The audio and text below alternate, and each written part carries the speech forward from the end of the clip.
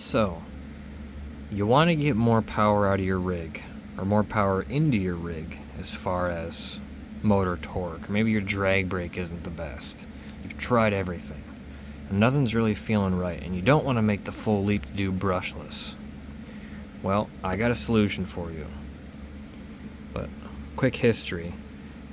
In the early and mid-2000s, during the height of the SCX-10 craze, a lot of people were modifying these trucks, and since brushless hadn't made its way into crawlers yet, they were using dual motor transmissions, which just consists of a plate that you'd put onto your transmission to have it be powered with two motors.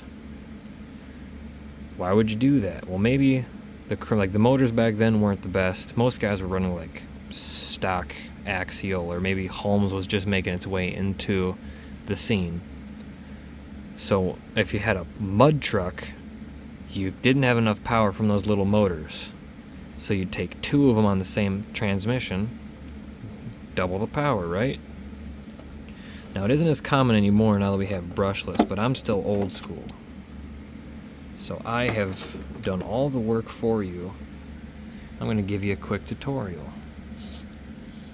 What you're going to want to do is buy a SCX-10 1 transmission, or a style of that transmission. It's the most common, just basic 3-gear crawler transmission. But I went all out and got the hot racing because I knew I was going to be putting this truck through its paces. And I didn't want the transmission to be the failure point. I want the drive shafts or the differential to be the failure point, but not the transmission, because that's, in my brain, that's expensive. So I got the hot racing transmission, and I got an Amazon dual motor plate.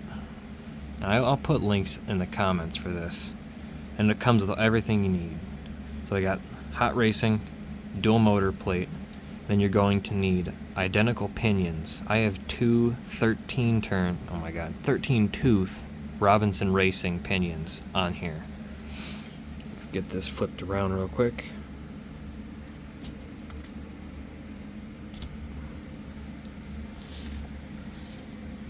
Now you're going to want to get two motors that are the exact same spec and the same turn. Preferably the same exact motor. Like I've got two of the Crawler Radon. These are 16-turn 5-slot. Butter smooth. These are my favorite 540 can motors. Period. No questions asked. Butter smooth, especially with that 5-slot. So what I've done is I've stacked them, and when I took the throttle trim and I just kept increasing it little by little until they kicked on, or until one of them kicked on. So I'd back it down, I'd go to the other motor and turn it the proper way to see if I could get it to kick on at the same time as the other motor that was kicking on. I don't know if you have to do that, but I just didn't want these motors fighting each other, like giving them an excuse to try to hurt each other. Take your ESC, which this is the Hobbywing 880. This can handle up to 4S, but I'll only put 2S through it because this ESC was designed to be used in stuff like old school Emax, or maybe even like a Summit, or I'm pretty sure they were also used for Tamiya Clodbusters. I put the fan on there even though I only run 2S, just because if it's included I might as well keep it nice and cold. Another thing you want to look out for is gear mesh. If you have one mesh being way too loose and the other one being way too tight, all your efforts are probably going to be on the motor that has the way too tight of mesh. So if you look, I have my gear mesh very, very similar. They're off by maybe a thousandths or a couple thousandths. For the most part, they're solid.